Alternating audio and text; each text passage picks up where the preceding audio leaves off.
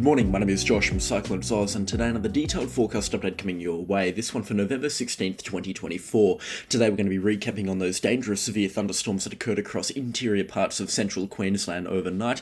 We'll also talk about the severe thunderstorm and storm forecast in general across the southeastern parts of central Queensland. Heavy rainfall on the cards for central Queensland, a tropical weather update as well. We've got a tropical cyclone well off to shore off the northwest and Western Australia. And we'll also talk about some storms expected across interior parts of WA and the heat, of course. All of that plus more coming up in today's weather forecast. If you're ever new to the channel, please consider subscribing. The support lately has been much appreciated. But let's get stuck straight into things with a storm recap over in central Queensland. So unfortunately, I can't zoom in any more to these storms here, otherwise the forecast will just, the radar animation will just lag out. But you can see some mean thunderstorms made themselves appear around the Roma-Charleville area overnight. In fact, extending up between Moree, right up towards the Emerald sort of area inland from Rockhampton, smashing areas such as Roma, and then further inland, like I said, around sort of the Injune, Rolleston, and north up towards Emerald and Claremont. Some big storms were reported out there overnight, and just have a look at how much lightning was kind of reported out there. In fact, I would estimate at least 100,000 lightning strikes, maybe quite a few more. Some of these storms are throwing out multiple strikes per second, so it really was a night for lightning, and some heavy rainfall as well was reported. Large hailstones and damaging winds also in the mix of things as well. Up around the Rolleston area, there were a couple of thunderstorms that I thought should have been severe warned outside of Rolleston and Taroom, but the meteorology didn't catch on to it till about an hour later.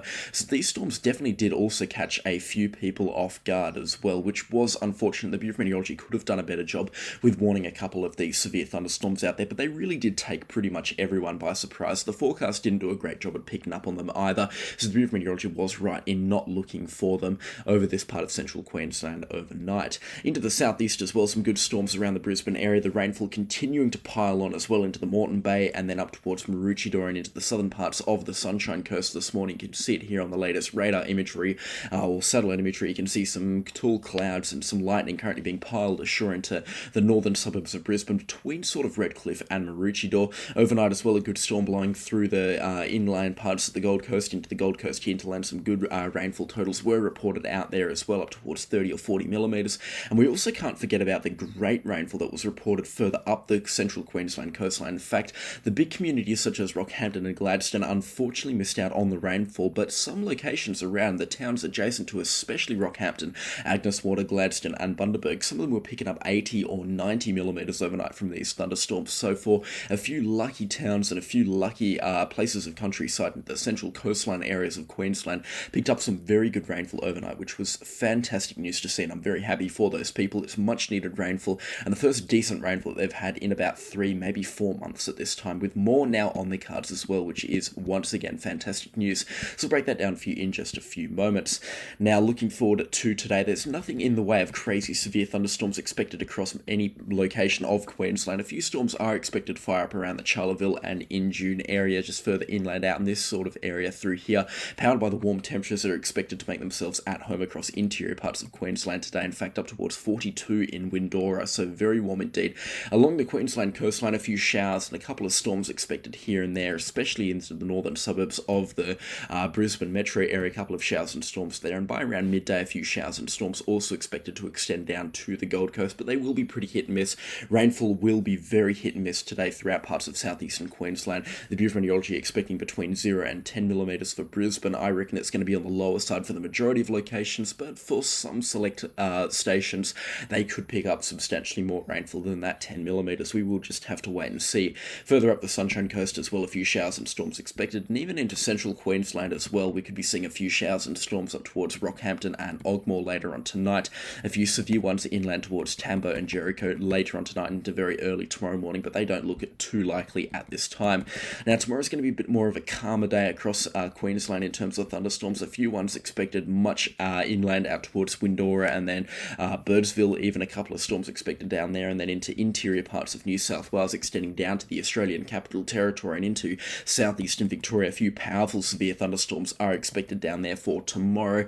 Again, we will talk about this in greater detail in tomorrow's forecast update. The forecast has been really flippy-floppy on these systems here, so the forecast is still pretty uncertain, but communities such as West Wyalong, Griffith, Hillston, Wagga Wagga, Urina, and then down towards Albany as well, Albury, could receive some very good thunderstorms and potentially severe ones as well, with heavy rainfall rainfall, damaging winds, and large hailstones. In fact, probably destructive winds and locally intense rainfall from these quick-moving, severe thunderstorms, some of which could be supercells. Severe storms extending about as far north as Cobar, excluding Cobar for the most part. In fact, by the looks of things, Dubbo could get a couple of good showers tomorrow night. Same deal with Orange and Parkes. Canberra itself expecting a couple of storms, and then further towards the coastline around Wollongong and Ulladulla, a couple of showers and storms expected there much later on into the evening. Sydney might get a round of thunderstorms close to midnight, but again, the forecast remaining pretty uncertain for the most part. Showers and storms expected to extend into parts of New South Wales on Monday as well, before they make themselves much more at home across interior parts of Queensland on Monday afternoon. And this is what we are going to be talking about for the next couple of days, is the severe thunderstorm outbreak across south central parts of Queensland on Monday afternoon. It looks like it's going to be a powerful one with plenty of severe thunderstorm activity around the Tambo, Charleville, Roma, and even down towards the St. George and Thallon area. We're going to see some widespread severe thunderstorms down there on Monday afternoon. Thunderstorms also expected Monday evening around the Warwick and Lismore area into the southeastern corner of Queensland and into the northeastern corner of New South Wales. Some good storms expected to fire up around there, which could have some heavy rainfall and plenty of lightning in them later on in the night on Monday. Tuesday as well is going to be a pretty significant storm day across parts of southeastern Queensland. Not as bad as Monday by the looks of things, but still a couple of storms expected around Goondiwindi, and then further north towards Chinchilla, Roma in June, and then inland towards Charleville, Tambo, and even further inland out towards Windora could receive a couple of severe thunderstorms as well on Tuesday night. It looks like it's going to be a pretty powerful line stretching from Windora into the southeast of Queensland, with severe thunderstorms firing up inconsistently across that line, and a lot of pulse thunderstorms firing up right across that line throughout Tuesday night into very early Wednesday morning. Doesn't look too crazy though on Tuesday. Might actually just be a bit of a shower and rainfall event along the southeastern corner of Queensland as opposed to thunderstorms. In fact, for the most part, doesn't look like thunderstorms or at least lightning strikes are expected across southeastern Queensland on Tuesday. And then into Wednesday, we're expecting another outbreak of potentially severe thunderstorms and some heavy rainfall across the southeastern Queensland coastline. But the forecast for this one still remaining pretty uncertain, so this will be coverage for another video.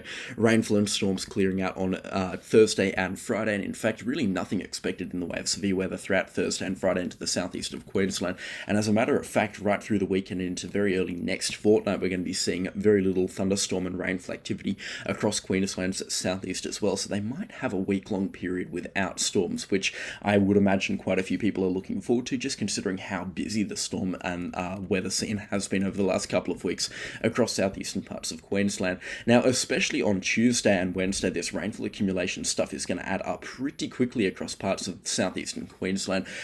Do take this with a very heavy pinch of salt. I mean, that purple area indicates more than 200 millimeters of rainfall, so again, that's not actually expected. That's just a little bit of a model fluke here. It's an inconsistency on the forecast models, but I do believe on Tuesday night into early Wednesday morning, we're going to see rainfall accumulations up towards maybe 80 to 120 millimeters here and there across parts of the locations between Brisbane and the Gold Coast, especially around the Coomera area, and maybe even further north up towards Russell Island, and then further north than that, even into the southern suburbs of Brisbane. We'll see a couple of heavy falls here and there around the Brisbane southern suburbs, but for the most part the rainfall should be between 20 and 50 millimeters on Tuesday night into Wednesday morning. Some places will pick up, like I said, 80 to 120 millimeters until the 9 a.m. on Wednesday, but those falls will certainly be on the heavier end, and certainly nothing expected up towards 200 millimeters.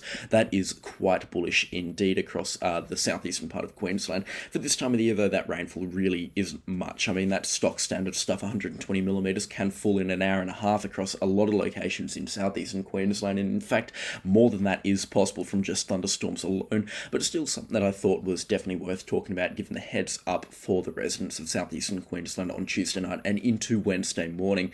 Further inland rainfall accumulations looking pretty healthy as well from these thunderstorms here. In fact, over the next 5 days you can see rainfall accumulations looking, like I said, very healthy across interior parts of Queensland from these thunderstorms, specifically those ones firing up Monday, Tuesday and Wednesday, with accumulations expected to be between 10 and 40 millimeters, pretty widespread across interior parts of Queensland, with a few pockets outside of St. George and Roma expected to exceed 60 or 70 millimeters. And again, it only takes one thunderstorm to bring those rainfall accumulations up to that number.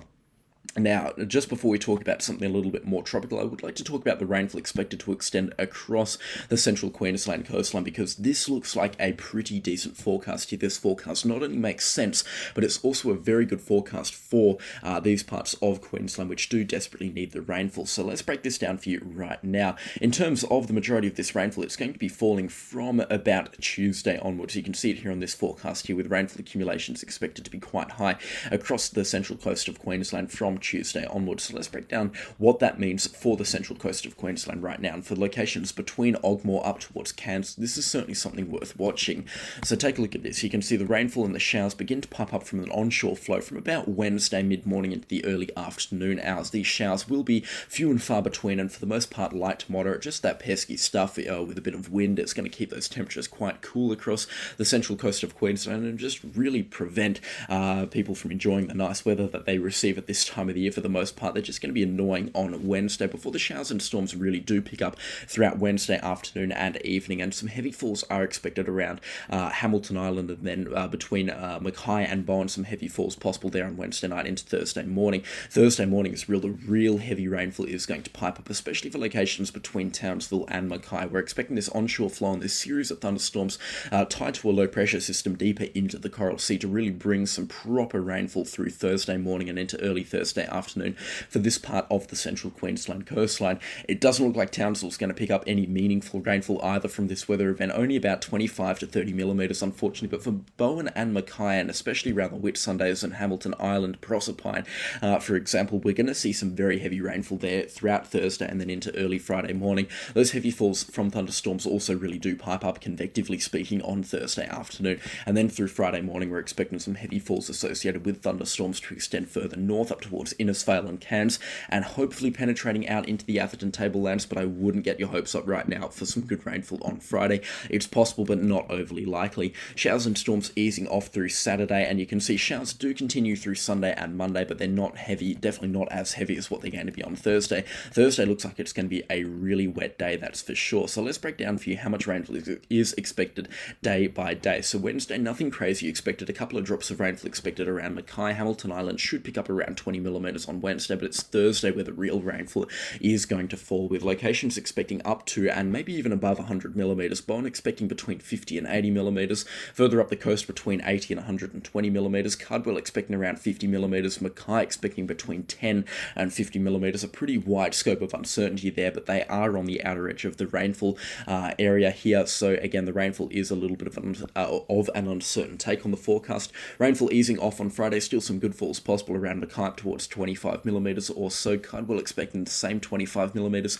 Innisfail, as we know, on the Cassowary coast, and we haven't talked about this for a couple of months, that's for sure, but the rainfall accumulation's pretty meaningless on the models. They can blow out in dramatic fashion, especially with rainfall events like this. So I would not be surprised if rainfall accumulations exceeded 100 millimetres for a lot of locations around Innisfail and Tully. And again, this is a bit of a hot take right now, but I would not be surprised if rainfall accumulations started approaching 250 or 300 millimetres on Friday up there. There's going to be a pretty wet end to the week, that's for sure, up around the Innisfail and Cairns area. Some locations expecting some really solid rainfall, that's for sure. And then 3-day rainfall accumulations between Wednesday and Friday expected to exceed at least 100 millimetres across much of the central Queensland coastline, especially between Ayr and Mackay, with peak accumulations up towards 150 millimetres, and like I said, that good rainfall also extending up towards Innisfail as well. Unfortunately, it doesn't look like it's going to penetrate properly into the Atherton Tableland. Still some good falls expected out there, but they're going to remain on water restrictions for some time longer. The GFS model is back down their rainfall prediction, which is good because it was very bullish yesterday, and the Axis G3 also predicting some pretty good rainfall for locations, especially between Townsville and Cairns. But at this time, I think the Eastern BF is doing a great job with the model forecast here for some heavy rainfall on the central Queensland area between Wednesday and Friday. It's certainly something worth talking about, and certainly something we're going to cover in great detail in future forecast updates. In terms of the weather for Queensland, that's pretty much it. There is some hot weather still extending across interior parts of the state. It really is a land of heat and floods, with flood warnings current into the southeast and heatwave warnings current in the north of the state. Those warm temperatures will remain throughout the course of today, but they should slowly start to ease off into the early parts of next week. Daytime maxima exceeding 43 degrees Celsius across interior parts of western Queensland and extending above 40 degrees Celsius into the Cape York Peninsula. But apart from that, remaining average across the remainder of Queensland. Queensland. Still warm, but around the average temperature for this time of the year. And just before I finish this video off and we go and talk about that tropical cyclone well offshore from WA, we've got a series of storms firing up across interior parts of WA with some good storms overnight and some good storms expected tonight into the Pilbara and the Gascoyne region, especially around the Newman and Marble Bar area. Some storms expected later on tonight and then down towards Karanjini and even Meekatharra and Mount Magnet, expecting some good storms later tonight and into early tomorrow morning. Perth could also be in for a bit of a light show as well, especially next week. We're expecting a few showers and storms to fire up around the southwestern corner of WA. It's going to be warmer on Monday, up towards 35 in Perth. In fact, it could actually get a little bit warmer than that in Perth on Monday. 35 or 36 certainly does look possible, and a few storms late Monday night into early Tuesday morning expected there. Storms expected on Tuesday afternoon as well into very early Wednesday morning across a part of Perth and into the southwest, and then showers and storms being pretty consistent across the southwest, or the showers at least for the southwest on Wednesday, and then storms further inland into the central wheat belt, and some very heavy falls look possible into interior parts of WA on Wednesday and Thursday, with a big risk of severe thunderstorms on both Wednesday and Thursday into interior parts of WA. And those rainfall accumulations speak for themselves, with some high totals expected over the next 5 days across interior parts of WA, including today, especially around Meekatharra and Mount Magnet and Leinster and Wooloona, which have been the hotspots for rainfall on the forecast. Up towards 100mm is expected.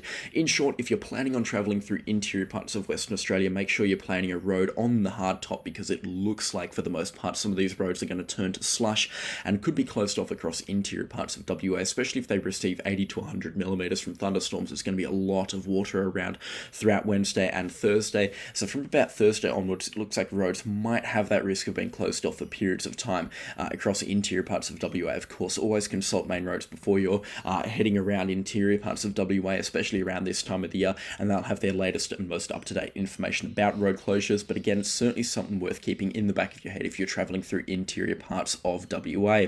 Now let's hover into the Indian Ocean, where we do have a tropical cyclone making itself at home and in fact rapidly intensifying at this time. This tropical cyclone here, named Tropical Cyclone Becky, spelled B-H-E-K-I, not the regular Becky spelling that we're used to, because it is being named and tracked by Mauritius. So they've got the French Meteorology Agency behind this system, and that's because it is very far off Western Australia. It's well out of the Bureau of Meteorology's area of responsibility, which for reference cuts off at around here at about 90 degrees east. This storm right now at about 74 degrees east, so it is miles away from where the Bureau of Meteorology would track it, and also miles away from any impacts on Western Australia. In fact, this storm not even worth our time, to be honest, because it is so far off WA, but I thought it is something worth mentioning. At this time, this storm is of Category 2 proportions, with maximum sustained winds of 65 knots, 10-minute sustained winds of 55 knots, but I actually reckon it could be a little bit stronger than that, and certainly quite close to getting to Category 3 status on the Australian scale, and probably Category 2 status on the Saffir-Simpson hurricane scale. So this certainly is getting quite strong, this storm here, and it's expected to continue to rapidly intensify over the coming couple of days as well. But you can see it is miles away from Western Australia, and of course no threat to land, heading further and further away from the great state of WA, and further and closer and closer towards Madagascar and Mauritius. Of course, no threat to land, as I have said a couple of times already. But yeah, in terms of the weather scene, that's basically it for Western Australia and Australia as a whole, especially on the tropical cyclone front. There is some interesting stuff, but it is nowhere near Australia at this time. If you have enjoyed this video, then please do consider leaving a like, and also subscribe to the channel if you haven't already. It's been one of the longer ones as well, so thank you so much for sitting through all of it this morning. The support lately has been much appreciated. A special shout out to the channel sponsors as well. Their names are on screen right now, and I could not run the show without them. They give me access to all of this great software that I use to make this video, so again, much appreciated their support. But that is all from me today, and I'll catch you all in the next storm. Goodbye.